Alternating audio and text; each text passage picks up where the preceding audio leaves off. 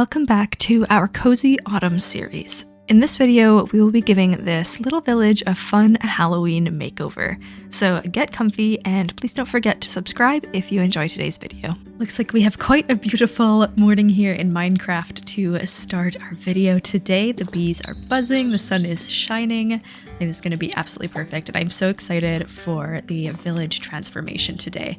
I've started putting together a little chest here of supplies that I think we're going to need. So it's going to be lots of deep slate, a few fun colors. We got these, this candy corn. This is beetroot. So one of the mods that I have installed that changes beetroot to candy corn. I thought that was so cute. I planted a little bit. We've got a couple extra. I've got a bunch of the corn kernels also from one of the mods, so we can maybe make something like a corn maze. Of course, lots of pumpkins we can turn into jack-o'-lanterns.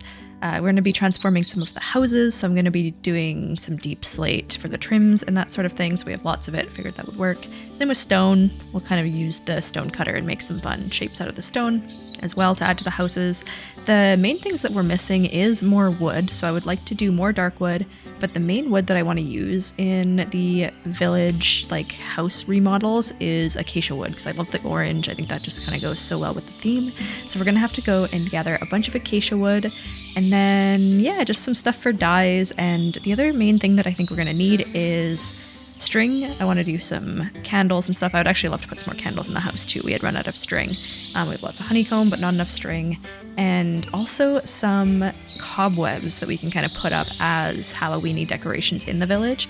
And we did get a silk touch hoe from the nether portal, that broken nether portal that we took down in the last episode. So I'm going to take this with me so that if we do find any cobwebs, we can get some actual cobwebs as well as some string from them. So that'll be good. And then I'm going to also grab that horse from the barn that we had found, that skeleton horse. I think that'll be super cute in the village. We'll just put it somewhere in the middle. And I got a couple of leads from the wandering trader. I just put his llamas into boats and stole their leads. So we have a few of those now, so that's perfect. And yeah, I think first things first, I'll go ahead and we have a couple of dark oak trees planted over here, so I'll take those down first. And then the acacia, the savanna's just over that way, so that'll be also very easy to gather.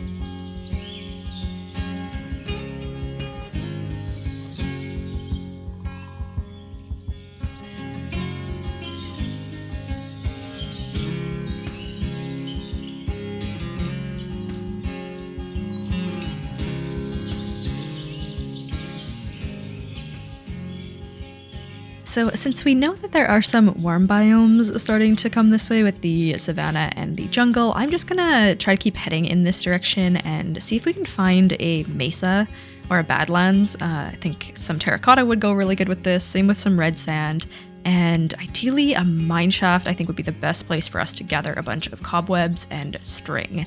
So let's just see what we can find.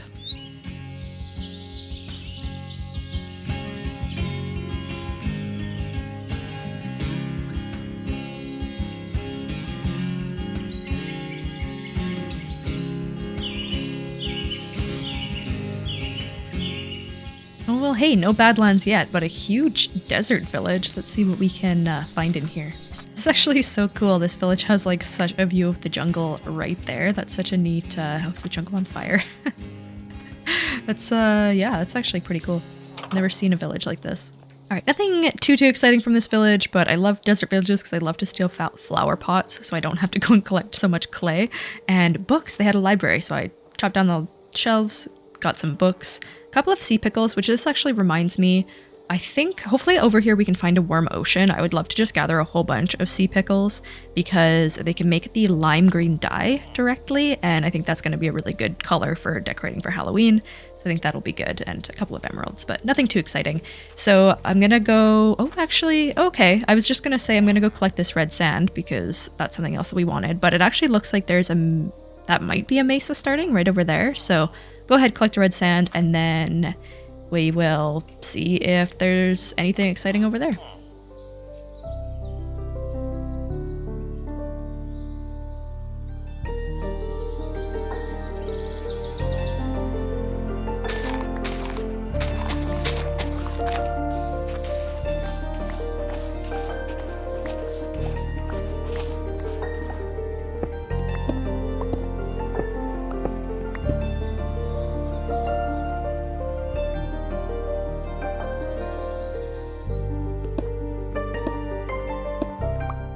Ooh, look at that. We found a desert temple right by this. I haven't really been able to navigate this mine shaft very well. It's either a very small one or it's very hidden in there somewhere, unfortunately.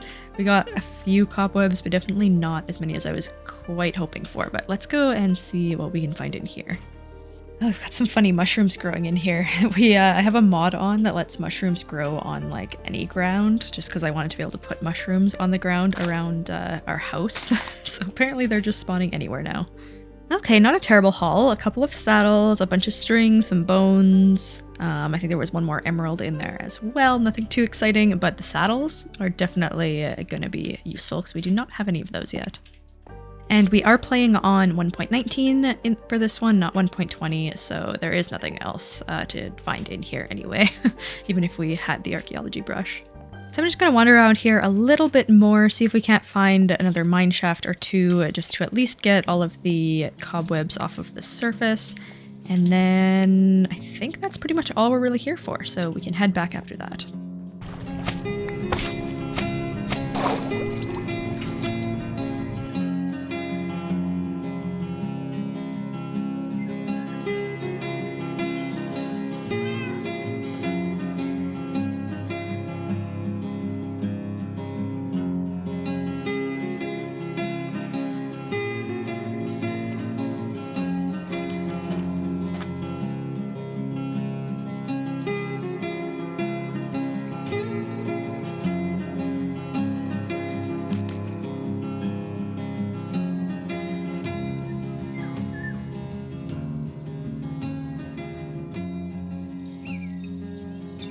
Well, did I perhaps get a little bit distracted there? Absolutely.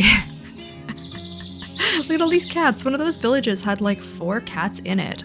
And every other one that I came across in a village was just a totally different cat. So look at that. We have, how many? There's like 11 variations of cats, I think. And we already have 8 of them. That's absolutely insane. But look at all these guys. So, I mean, not that I have any name tags, but name suggestions. Now I can use all of your name suggestions. But we did get everything that we were looking for as well. So our chest is all good and full of stuff. We've got all the sea pickles. I made the candles. We got, what is that, 23 or 28 cobwebs? Not a ton, but there really wasn't much more in that mesa and it wasn't very big. So I think it'll be enough. We're not going for a super spooky vibe anyway. We're going mostly for like autumn theme and like a little Halloween and, you know, just some fun stuff. And yeah, I think we're in pretty good shape. The only thing left that we have is I need to get some iron. We are totally out of iron other than the 7 that I have in my inventory. And I want to be able to do a bunch of lanterns in the town. I want to be able to maybe do some of the iron fencing, like the steel fencing or whatever it's called, and chains to hang lanterns and all of that fun stuff. So I'm gonna go ahead back down into our little mining cave just at the upper levels. Those are the ones I find are best for finding iron. Deep slate is kind of hard to mine through, so more iron up higher, and the cobblestone's way easier to mine through anyway. And yeah, once I have a good supply of iron going, I think it's about time I will take this all over there and we can start on the build. Alright, I ended up getting a good few stacks of iron. Not a ton, but I think this is going to be plenty for what we need for the village at least. And I actually managed to make an anvil as well, so we had a bit more than that, but I managed to make an anvil because I would really like to start enchanting our tools. And the anvil lets us repair them, and that way we're not losing enchantments and all that fun stuff. So think, yeah, we got tons of lapis. So let's see what we got. We also have a ton of levels from mining and from breeding chickens, mostly my favorite. Oh, silk touch. Oh, that's interesting. I'm not sure what I want to do for now then. Okay, you know what? I don't think we need Silk Touch for anything. I can't think of anything that I'm going to want it for anytime soon. Okay, you know what? I'm going to go ahead. I'm going to put efficiency 2 on this one, which is not great, but at least it's a little bit of something, and we can always make another one. Oh, wait, no, I'm an idiot. There's something wrong here. Okay, wait, let me count my bookshelves again. Okay, there we go. Nobody was going to tell me I couldn't put carpets there. Okay, well, now I feel like a bit of an idiot, but that's all right. Okay, so now let's see what we've got on the pickaxe. Efficiency 4. Okay, I'm down for that. That's excellent. And on this one, same thing, efficiency 4. Okay, let's go with that. Let's start with the efficiency 4. I'll start with the axe, just in case we get efficiency 5 on the pickaxe. No, maybe... What's more important? I think the pickaxe. We'll go for the pickaxe. Aw, just efficiency 4. Okay, that's fine. Now what do we have on the axe? Unbreaking. Okay. Unbreaking is also important, so I'm going to go ahead and get that. Oh, look at this! Unbreaking, efficiency, and fortune on an iron axe. How lovely. I should have done that one on the pickaxe. So I actually do have a grindstone as well. So I'm going to go ahead and disenchant the other pickaxe that we made. Okay, and now we can get Unbreaking 3. I think that's going to be fine for now. Efficiency 4 and Unbreaking 3 on both is great. How lovely would it have been to get Fortune? So I'm just going to get one more level here, and then we should be good to go. Alright, just Unbreaking 3. What the luck, eh? Alright, efficiency, Unbreaking, for our good old little iron pickaxe, and some good efficiency on our axe as well. That's going to help us quite a bit while we're taking down all of the old houses in the village, so I'm looking forward to that. Well, without any further ado, let's get over there and let's get started on this project. So the first thing that I wanted to do once I got started on this village was essentially reskin all of the houses. I didn't want to do any kind of really intense transformation here. I didn't want to spend too much time. I wanted to kind of keep it looking like an original village a little bit, but they needed to be recolored just to kind of match some cool fall vibes, and maybe a little bit of decorations here and there with the lanterns and the plants and all of that fun stuff. I think it turned out quite good. It still looks almost like an acacia village to me, like when you kind of come up on it from the water. Those colors are sort of very similar. So I think it turned out pretty decently. We did a lot of orange and red and put in some fun window colors. I think there's even a couple of yellow houses that I ended up putting in there as well, which was super fun. A lot of the acacia wood, which I don't build with very often, but I think it does fit this color palette really well. Very Halloween-y, very spooky. I probably wouldn't use it on like much of a realistic build, but I think this kind of fun, sort of Halloween vibe, it works really well for.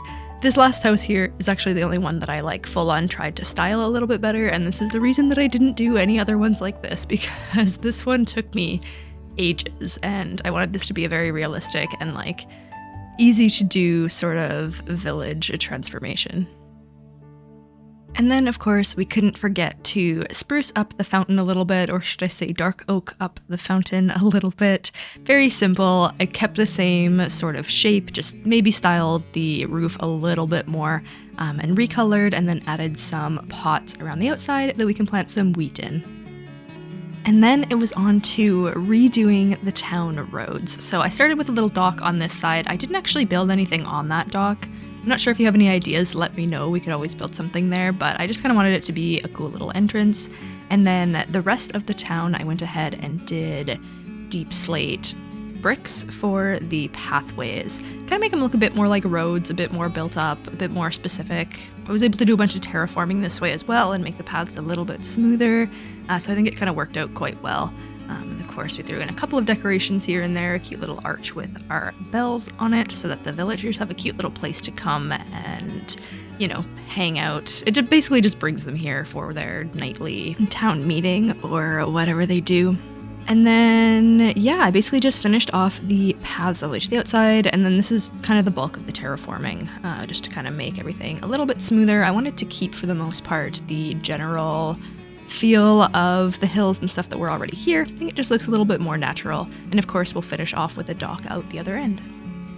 And then I went ahead and made just a tiny little farming area. I realized that we lost a lot of villagers during this process. I don't know if I was just sleeping too late or what, or if they killed themselves on the spiky berry bushes, but we definitely needed a few farmer jobs to re-up the population here, so I went ahead and did that. And then did this cute little corn maze just for fun. It actually doesn't really, I don't know, I think it looks kind of cool in here, but it would probably be better to do this too thick if you were gonna do it so that it just looks a little bit denser, but I think it looks kind of cute here anyway.